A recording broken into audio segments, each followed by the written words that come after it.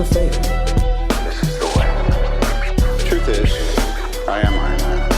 Tells me when you'll love this.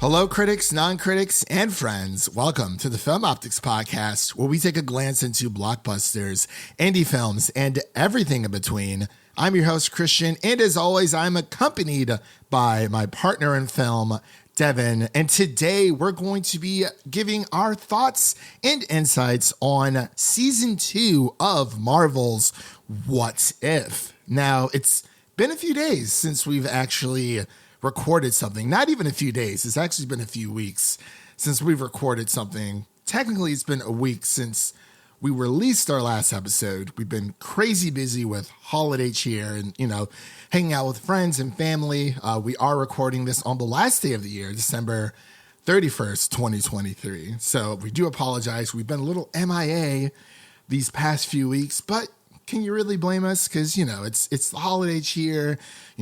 Devin was out and about, doing his thing. So was I. But yeah, we are back. We're going to be doing the last few reviews of 2023. Technically, these are probably not going to hit until next year because we are recording these on, again, December 31st, 2023.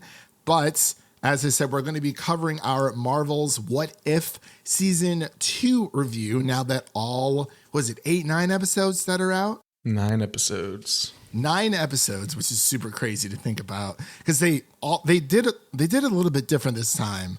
They released them on a daily basis, which I'm not sure how to feel. I'm not gonna lie. I know I like it as a viewer, but I know as people who review these and do breakdowns on these, it was hell because it was coming out on Christmas Day and Christmas Eve, and they had to try to get out those breakdowns, heavy spoilers and whatnot. Oh my God, seriously though, it's insane. But before we begin today's review, we're going a little bit off book today because, it is the last day of the year. We are kind of just hanging out. We got some football to watch later on today, but Devin, wanted to pass it over to you. How you been? It's been a while since we've recorded. How was your Christmas, and are you doing anything fun for New Year's Eve? Yeah, it was a bit of a mixed one this year because I feel like me, as well as a lot of other people, I was sick the week of Christmas, so that was not very fun. And I know every one of our friends has also been getting sick. A lot of families been getting sick. It's just been everywhere. It's just been, I don't know what it is. It's going around, but I'm over it now, so that's good. Definitely had some good family time as well, and going to be hanging with some friends tonight for New Year's. Well, I'm glad that you're feeling better. Fortunately, I was not sick during that time, but I did a little bit out of my wheelhouse, went to Georgia to visit some family that we haven't seen in a while for Christmas. So that was that was a good time, honestly, altogether. It's just been super crazy with I don't know, man. You get around the holidays this year, it just did not feel like Christmas. And especially being in Georgia, it's a very big state. And a lot of my family do not live within a respectable driving distance between each other. Where we were staying at my cousin's, I visited my other cousin, my second cousin, and third cousin. They were 40 minutes away from where we were staying. And then we visited other people. There was another 40 minutes away. And Georgia is a massive state.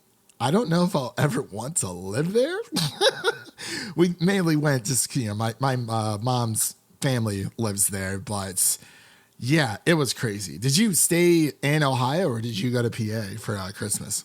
Went to PA for Christmas Eve and came back for Christmas. Oh, okay. Nice. Yeah, so it's not too far of a drive for you. Yeah, we left Georgia the day after Christmas and kind of just, I had work, so that's always fun. But I'm glad that you had a great Christmas. For my New Year's, I guess we're, spending the day watching football with the boys. We don't necessarily have any plans per se tonight. I guess we're just going to kind of wing it all together because for those who have been in Nashville, Tennessee for New Year's Eve, it is a terrible experience. It is not fun. I've seen a lot of tourists actually come in today or within this past weekend to spend New Year's Eve in Nashville. And I do not recommend it whatsoever. There's 2 days out of the year that's downtown Nashville, or just Nashville, it's just always full of people. And that is 4th of July and, of course, New Year's Eve, where, there's all of a sudden like $100, $150 cover charge at every single bar. And on Broadway, at least. So, me being a local now, I kind of know where to go and to like not be downtown whatsoever. So yeah, if you're in Nashville for New Year's Eve 2023, my condolences to you because I don't think you're going to have that good of a time. But that's just me. Again, that's just that's how the cookie crumbles here in Music City. But as I mentioned before, we're going to be covering What If Season 2. We're just going to be giving our overview thoughts of the season as a whole. All episodes are now available to stream on Disney Plus. Again, that is 9 episodes altogether. We're not going, well, I feel like we could just go into spoilers for this because they're all out. But we will give our initial reactions first, kind of like a non-spoiler section. And then we'll let you know right before we get into any spoiler territory altogether. But with all that said, and without further delay, we'll be right back after this introduction to What If Season 2.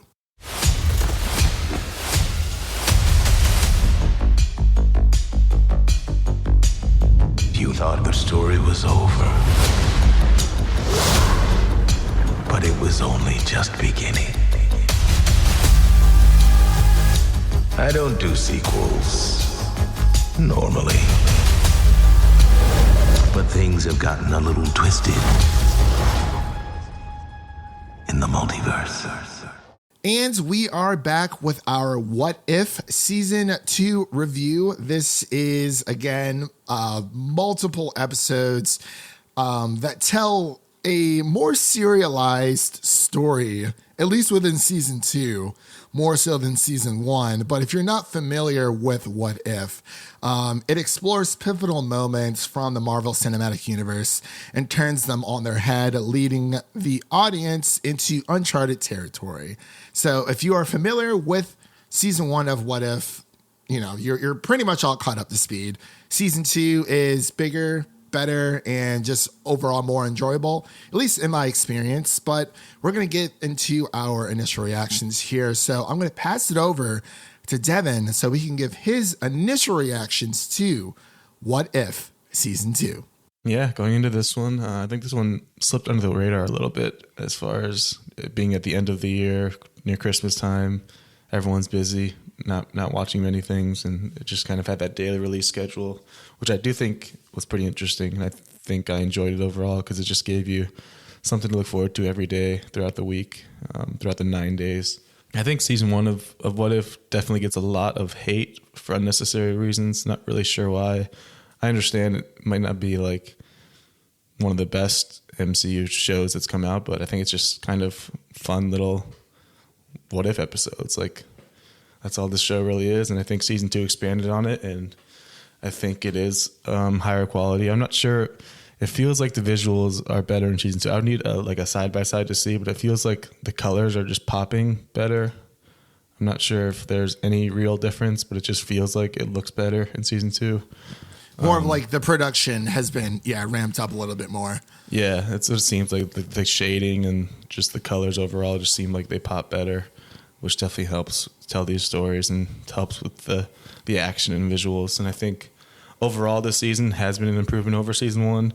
I think season 1 definitely it had like the high points of season 1 were better than the high points of season 2, because season 1 you just had the Supreme Strange, Doctor Strange lost his heart episode, which everyone thought was amazing. And then the zombies episode, which I also thought was really good. And it sets up the zombie show that's coming out at some point, hopefully. So I think those two being like the top of season 1, those haven't been topped in season 2, but I think the overall quality in season 2 is better. Like there aren't as many misses in season 2 that there were in season 1. As far as the episodes go, I think the first one, it's a bit of a rocky start. They went with like the Blade Runner vibe for Nebula, and it didn't really like wow me or anything. Just kind of an okay episode. Then season 2 or episode 2, we get into Peter Quill as a child and some of that 90s Avengers that people always like to fan cast for. I think that was cool to see that. And I really liked the Happy Hogan episode. Thought that was really cool to do a Die Hard episode and just see Happy Hogan kind of evolve into what becomes known as Hulk Hogan, which I think is very funny.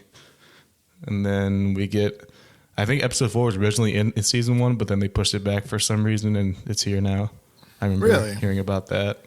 Interesting.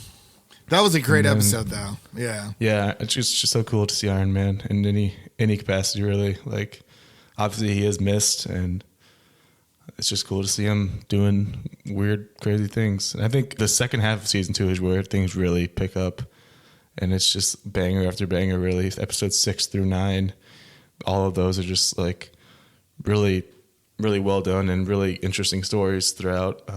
We get a new character, Kahori, completely new, not in any comics, not from anywhere, completely created for this show and for the MCU. And I think that's really cool because that's not something we get very often. Obviously, we have Phil Coulson, like the original OG, just random character that was created. There's some one-offs here and there, like Kat Dennings' character. I'm blanking on her name, but she was in the Darcy. Yeah, she was in the Christmas episode, Darcy, yeah. So we have just some one-off characters that have been created, but we haven't really had any heroes that have been created specifically for the MCU, and I think that's really cool to see, especially one with Native American descent and just kind of having that representation. I think it was a cool episode to see and definitely a cool origin story, and to see her throughout the rest of the season as well. The finale, I can get into that later, but I think it was a great finale, and yeah, there's just a lot of stories to like here. I agree. So for me, when it comes to season 1, and I know that, like you said, season 2 kind of just came out of nowhere because I feel like we were already kind of used to be like, okay, you know, we recorded a few episodes back to back. The episode that we recorded prior to this is our Poor Things review, which everyone should definitely go check out. And I feel like then we were like, yeah, like we might do Wonka. I think that I said on that episode, I was like, yeah, we might do Wonka or Color Purple or Aquaman. I haven't even seen Aquaman yet. I have no desire. I'm not doing Aquaman. That's how I'm feeling. I'm just going to wait for it to come out like to HBO Max altogether and just watch it there. But yeah, we knew this was coming out, but we weren't like, oh man, like we should like cover it or, you know, at least watch it. And I think, you know, because we covered season 1 on a weekly basis because that is how season 1 dropped altogether. And, you know, we went through every single episode. I think I've always loved the concepts, but I feel like season 2 is more serialized. There are a lot of callbacks from season 1, but I think I've enjoyed every single episode from season 2 because it felt like they expanded on that idea instead of just trading places. Like obviously we had, you know, what if Captain Carter were the first Avenger? That was season 1, episode 1 of What If. And like, it was, you know, it just kind of it's just like a role reversal kind of thing. And some of these are, but they expand into, especially for season 2, they expand into new territories. And, you know, I think one of the highlights for season 1 of What If was what if T'Challa became Star-Lord. I believe that was Chadwick Boseman's last, his final performance as T'Challa, voicing him. But yeah, like obviously, like the What If Doctor Strange lost his heart episode, like from season 1, there's a few that you can pick out and be like, yeah, these are pretty cool. But overall, I was like, yeah, like they're good, but I felt like they needed to expand more and do a little bit more with these characters. And I think season 2 delivers on that and more, because these are just completely new scenarios that we've seen that aren't necessarily just role reversals. But yeah, I just feel like season 2 is a little bit more serialized, because even from the bat, you know, the first episode of season 2, Nebula joining the Nova Corps, it is like a Blade Runner thing, but much like episode 1 of season 1, it's not bad. Like I actually enjoyed it more. I was like, oh, this is actually kind of cool. Like, and then it just keeps hitting like banger after banger after that. Like Peter Quill attacking Earth's Mightiest Heroes, and Happy Hogan saving Christmas. Like a lot of these, they just feel like new stories that I feel like, you know, this is supposed to be a part of like the multiverse. Like, well, now we're in phase 5. So I guess season 2 is in phase 5. And for some reason, it's like, man, I hate to admit it, but I feel like I enjoyed season 2 of What If more than most of the MCU live action films that came out this year. And a part of me has always wondered of like, you know, what if Marvel just pivoted towards animation? Maybe not necessarily this animation, but something a little bit more refined, because this is more of like shell shaded VFX. But, you know, the production, they have definitely ramped it up. And, you know, maybe this could be like their signature, but it's like they use so many characters' likenesses from, you know, actual actors that it's like, okay. But yeah, a part of me wonders, I'm like, man, what if the MCU was just like all animated? We can get crazy stuff like this all the time. But like, this is what I wanted to see. This is what I wanted to see from like Multiverse of Madness, like from that movie. Because it's like, this was literally a multiverse full of madness. Just all of these characters coming together. The character that we keep seeing, or that keeps reappearing, is of course Captain Carter. So it's kind of fair to say that she is more so the main character of this entire What If journey. But like you said, Kahori, for episode 6, season 2, What If Kahori reshaped the world? She's an entirely new character altogether. And then it ramps up like every single episode. Like I love the dynamics of all these characters. You know, you get some returning voice actors who are voicing their, well, at least reprising their roles. Of course, Robert Downey Jr. did not come back to do Iron Man, which honestly I feel like is fine. And it's like, if they want to tell more Iron Man stories, I think Robert Downey Jr. and Chris Evans were the two big ones that were right. Different voices. Yeah, and honestly, and I'm okay with that, because you know, like they've done their time. You know, obviously they've had Cate Blanchett come back. You had Karen Gillan come back. Yeah, she was a big one, because she was in multiple episodes. She had a lot of voice acting, and it was really cool. And she like really like you can tell that she was like super into it as well. And Jon Favreau coming back to like, you know, voice Happy. You had you know, for Peggy Carter, you had Haley Atwell. You had one issue I had was whenever an episode would play, they would do the opening credits and then they would show the voice actors, and that would spoil what's going to happen for the episode if you watched the opening credits. Like, they're skippable, but sometimes I would just keep them on, and then it's like, oh, I guess Benedict Cumberbatch is in this episode. Did not know that. So I definitely would rearrange that. See, I didn't mind that at all. I was like, I just knew that like, oh, so-and-so is going to be in this episode some kind of way. But I can understand that being a spoiler for some people. I guess not that I wanted to know what I was getting into. I was like, oh, like so-and-so's in this episode, blah, blah, blah, blah, whatever. Obviously, you can guess they're going to appear in some shape or form. But I don't know. It was just nice. At least for me, I kind of like I love that intro though. You know, Jeffrey Wright coming in, and you know, he's perfect guy for the watcher. Yeah, and they had a new MCU intro for the finale. They did, yeah. It was like every single. It was the MCU intro, but like filled with the What If characters. But yeah, I really enjoyed this season, and I feel like you said, a lot of people slept on this, us included. Honestly, like we really did. Like, you know, I started watching it when it was about 5 episodes in. I actually watched it with Seth and Nick. We were just kind of sitting there watching it and enjoying it. And I was like, oh, this is actually really good. So I was like, hey, we should probably record for this. Yeah, and I've seen a lot of traffic or online traffic about this, at least on Twitter. People talking about it. You had Supreme Strange coming back, Captain Carter, like I said before, and yeah, just oh my gosh, like I love how we've seen so many just new and interesting stories, and I hope they continue that with season 3. Would love to see a Eternals What If. Yeah, I was actually going to bring that up. I think that might be like my chief complaint. It's like I know a lot of people say like MCU is forgetting about the Eternals, but I think this season is really like, okay, you couldn't have a single character or like a single reference or anything. Like they definitely should have had some kind of Eternals, if not even a full episode, but just like a character show up. Like even in the finale when it's basically Secret Wars animated, and we didn't get a single Eternals character that I could see at least. Yeah, from the whole group of characters that broke out in All Out War, and we don't get a single one. It's like, I don't know if maybe they are trying to erase the Eternals. I don't know, because obviously they weren't well received critically. So I think maybe it's just weird. Like why not just like even a single reference?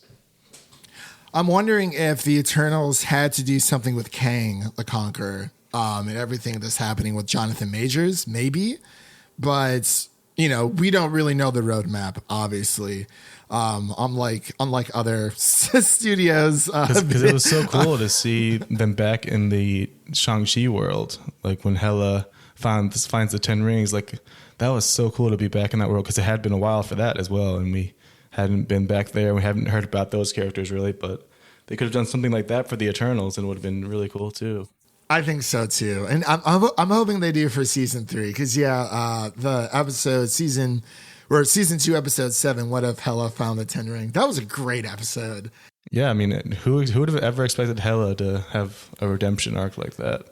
Yeah, so cool. And that's what I'm saying. Like I wanted them, like what I expected out of season 1 is what we got in season 2. Like obviously there are really good episodes in season 1, but I feel like season 2 really just stepped this game up. And as I was watching them, I had to play catch up for a little bit, and then I watched episode 9 the day it released, and Marvel's trying out this thing where they're releasing a new episode every day, and I don't hate it, but I don't think it's necessarily my favorite.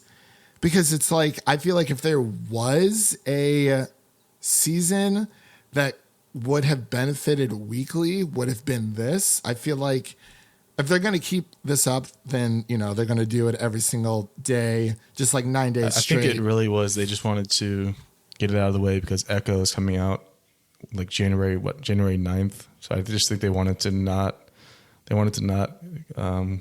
counter those and have those running at the same time. It's kind of like, it's either they had 2 choices, either just release every single episode at once, which sometimes that can be a bit of a chore. And it's like, we've seen that before, but I feel like they're trying to move away from. I think daily was the best middle ground, because if they would have dropped it all at once, nobody would be talking about it. It would have been like swept under the rug because of the timing it came out, like right during the holidays. True. Yeah. And, a lot of people are watching Christmas movies, rewatching Harry Potter, things of that nature, because those are Christmas movies. But yeah, like it's around the holidays, and it's weird because I feel like this gained more traction than Rebel Moon. Rebel Moon came out the same day, December 22nd, the same day as What If Season 2, the premiere. So, but this is obviously more serialized, a TV show versus a film. But yeah, I've been seeing a lot of people talk about it, and I've heard nothing but good things so far. There's always going to be naysayers and stuff like that out there, but I've really enjoyed this season, and I'm like, I hope they keep this up. Yeah, speaking of naysayers, I think the finale definitely had a lot of the usual. Whenever there's powerful females, there's going to be people that complain, and that just seems like the main storyline for the finale from people who are complaining about it. Like, oh, why are they so powerful? It was fantastic. Yeah, like it's this is a multiversal, just like what if, like this is like a one-off story kind of thing, and it's like, it's Yeah, not you affecting. you kind of just throw, not to say you throw logic out the window, but you just kind of Suspense of disbelief. Yeah, you just kind of accept it because it's what if. Like it's just what if all these crazy things happened. Like it's craziest things for a reason. And that's all it is. It's them experimenting with things that they were just not able to, do in the main MCU like timeline. there's another moment in the finale where Thanos just kind of gets punked, and it's like, are you really going to make that affect your view on Thanos as a whole, as a character, from like a one-off what if episode where it was a common complaint from season 1 where Thanos got defeated so easily. It's just like, yeah, it's just kind of funny. Like it doesn't affect his character.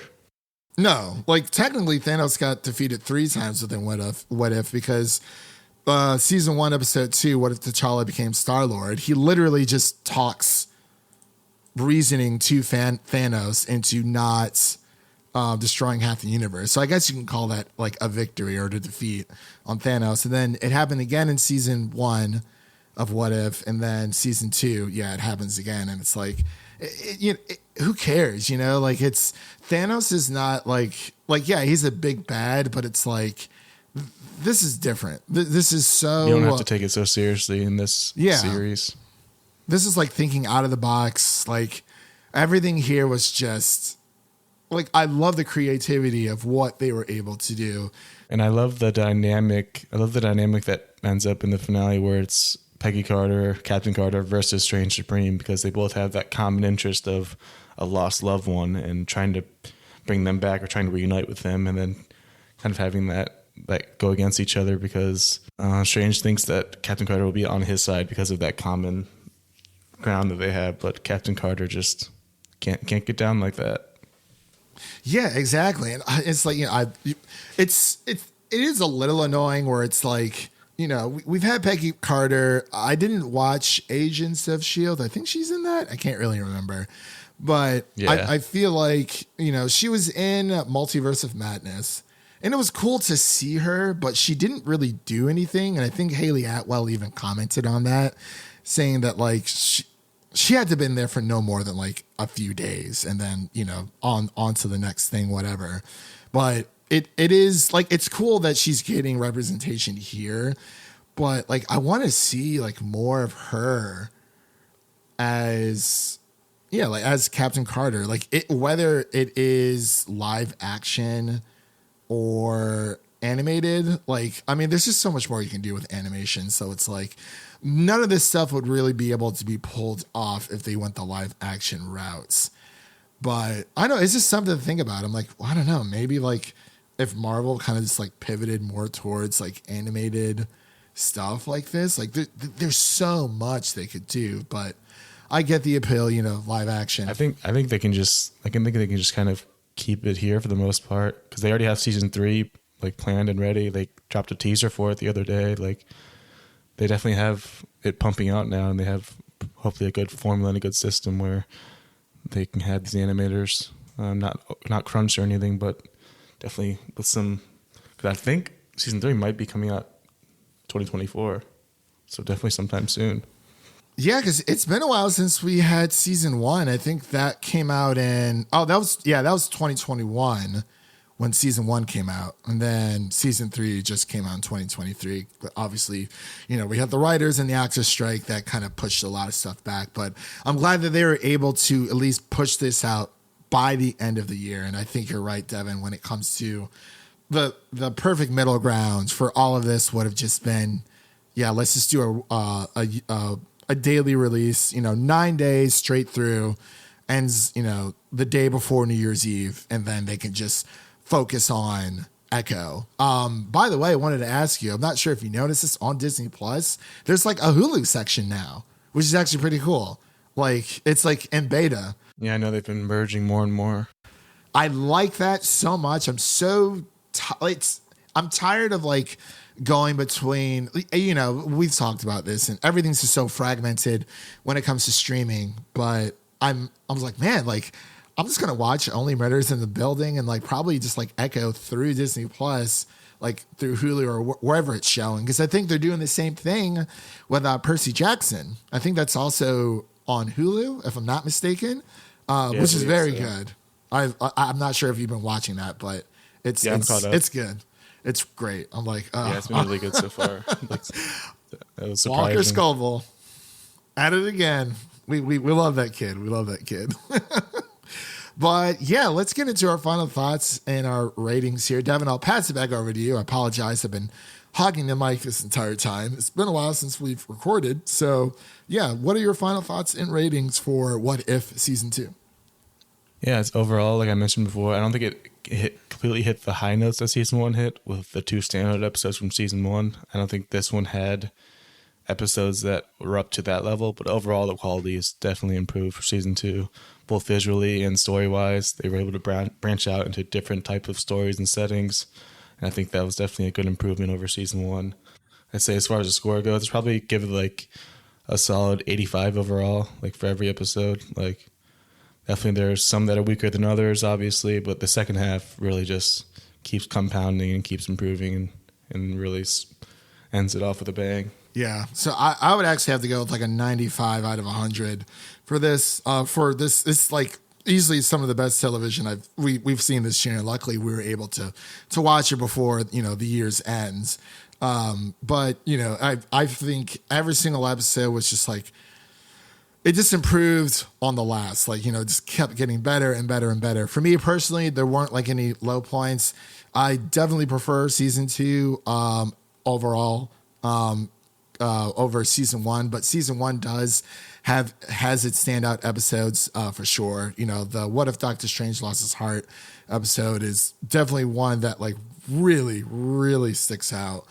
I think the penultimate episode of Season 1 and the season finale were pretty cool as well. But yeah, there's a few. Like if I were to go back and rewatch Season 1, I would watch like the high note episodes. But if I wanted to rewatch Season 2, I would just start from the very beginning and go all the way through. Because getting like Kahori, like a new character, just introduction to to Marvel Comics just overall, I think it's great. Like this, like she's not based off anything else. Like she was created for this character for this show, and maybe one day we'll see her in live action. We're not entirely sure, or maybe she'll just stay within this realm, which is totally fine. But hey, I was gonna say that episode gave me some pretty big Prey vibes. I thought that was really cool. Yeah, I agree for sure. Yeah, hey, get Amber Midthunder playing Kahori. There we go. We already got our casting. Could be. Yeah. But overall, I really, really enjoyed this season, and just bring on Season 3. Not much else to say there. But with all that said, that does conclude today's episode. If you let me start that over. But with all that said, that does conclude today's episode. I think for our podcast score, you gave it an 85, right? Yeah. 85. Okay, so do apologize. It's the end of the year, guys. Like, so usually we do a podcast or like a median score between my score and Devin's score. So if Devin's giving it 85 out of 100, I'm giving a 95 out of 100. The official podcast score that we're going to be giving What If Season 2 is going to be a 90 out of 100. So with all that said, that does conclude today's episode. If you enjoy what you heard, make sure to subscribe to our podcast on your preferred podcast platform of choice and follow us on Twitter, Instagram, and Threads at Film Optix. And don't forget to share an episode of our podcast with a fellow movie lover in need, whether that be your mother, your brother, or your significant other. Spread the love for the Film Optix podcast with a movie lover in need. And as for what's coming up next, we are going to be covering The Iron Claw. That is A24's latest film that is quote unquote available in cinemas everywhere, but I know it's not, but it's available in a wide variety of cinemas across the country, across the globe. So we're going to be covering that as well. So that's going to be one of our last episodes. Again, these episodes are not going to hit until 2024, like early January, like the first week of January altogether. But I believe we're also going to cover Night Swim Possibly, just depends on a few things. But yeah, it doesn't seem like this year and next year are really slowing down at all. I would love to do a Color Purple review, but I might have to bring on some people for that one. Devin hasn't seen it yet, and it's pretty, not lengthy, but it's just a lot altogether. But definitely keep a lookout for the Iron Claw review, as well as Night Swim, and of course Echo, that's coming to Hulu. I think there's so much going on. Anyway, what you can listen to that's out now on the podcast, you can listen to our Poor Things review that we did a few days before Christmas on the 19th of December, right before the holidays kind of hit. You can also check out our The Boy and the Heron review and our The Holdovers review as well. Just a few episodes out there that we covered in December that are, still playing in theaters for people to go see. So they're all spoiler free, so you don't have to worry about us spoiling anything or spilling the tea for you guys. But with all that said, thank you all for listening. If you enjoy the show, please take a moment to leave us a 5-star rating and review on Apple Podcasts and Spotify, and stay connected with us by following us on Twitter for the latest updates. That was Devin, and I'm Christian, signing off. And remember, life is like a movie, so go out there and make it a blockbuster. Peace.